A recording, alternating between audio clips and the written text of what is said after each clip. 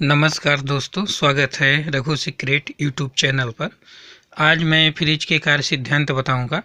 ये हमारे पास देख रहे हैं, हमारे पास एक डबल डोर फ्रिज है, यानी जिसमें डबल गेट होता है उसको डबल डोर कहते हैं। इधर ओपन किया हुआ है, ये देख रहे हैं। ऊपर जो सबसे दिख रहा है वो हमारा फ्रीजर है, यही ठंडा होता है। इसी की ठंडक की वजह से हमारे पूरे इस फ्रिज में वो होती है, ठंडक फैल जाती है और इसमें रखे हुए सामान लंबे समय तक सुरक्षित रहते हैं।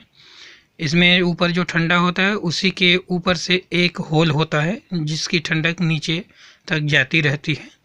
तो इस प्रकार से देखिए छोटे छोटे चिलर ट्रे बने हैं, जो छोटे छोटे हैं चिलर ट्रे हैं। और इधर देखिए जो ऊपर वाला गेट है ना, ये अलग से खुलता है और ये अलग से भी खुल जाता है, इसलिए इसे डबल डोर कहते हैं। यानी जिसका दो डोर है उसको डबल डोर और जिसमें एक डोर है उसको सिंगल डोर कहते हैं। तो इसमें डबल है। इसके कार्य सिद्धांत को हम समझ लेते हैं। फ्रिज के कार्य सिद्धांत: फ्रिज 4 सिद्धांतों से मिलकर के कार्य करता है, यानी ठंडा करता है। कंप्रेशन, कंडेंसेशन, एक्सपेंशन और वेपोराइजेशन। पहला हमारा है कंप्रेसर, यानी कंप्रेसर और इधर हमारा चित्र बना हुआ है। यानी कंप्रेशन जो है किसके द्वारा होता है? कंप्रेसर के द्वारा। यानी ये हम कह सकते हैं कि कंप्रेसर के द्वारा जो कार्य किया जाता है उसे हम कंप्रेशन कहते हैं। अब ये समझ लेते हैं कंप्रेशन के द्वारा क्या कार्य किया जाता है। तो कंप्रेसर के द्वारा जो गैस है,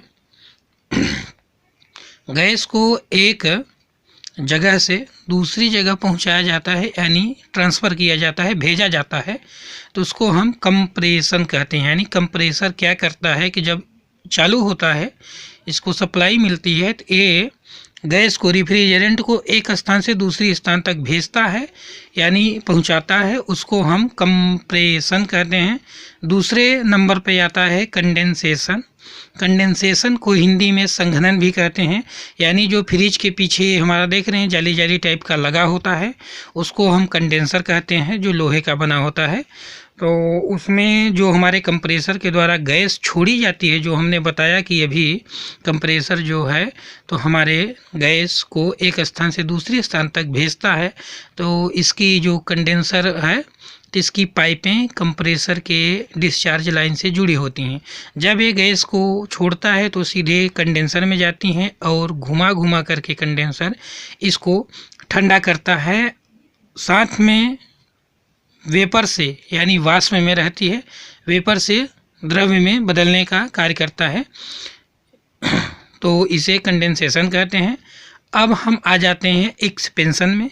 ये देख रहे हैं कैपिलरी, यानी जो हमारी गैस कंप्रेसर के द्वारा छोड़ी जाती है तो उसमें हाई टेम्परेचर होता है, हाई प्रेशर होता है।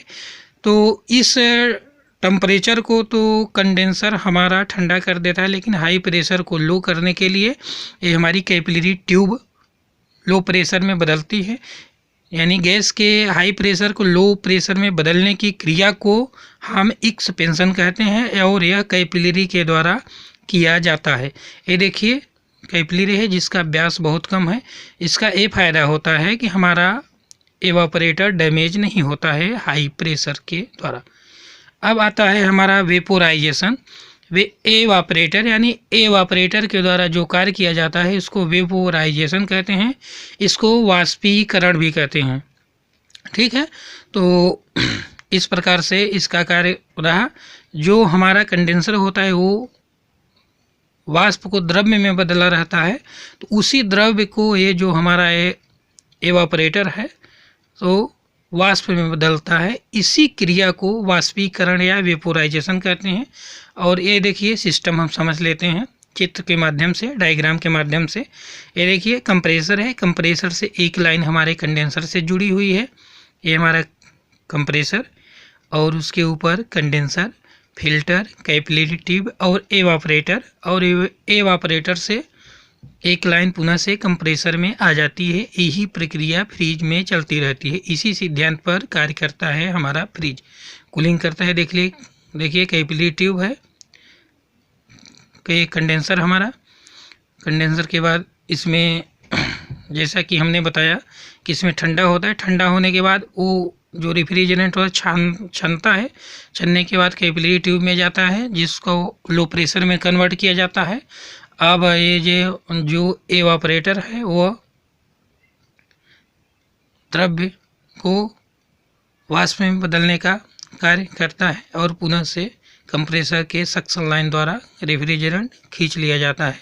यह प्रक्रिया लगातार चलती रहती है। इसी सिस्टम पे हमारा फ्रिज, रेफ्रिजरेंट या रेफ्रिजरेशन सिस्टम पूरी तरह से कार्य करता है और इसी एवापरेटर के ठंडा होने की वजह से हमारा फ्रिज में रखा सामान ठंडा होता है। तो आशा करते हैं कि वीडियो समझ में आ गया होगा। थैंक यू दोस्तों।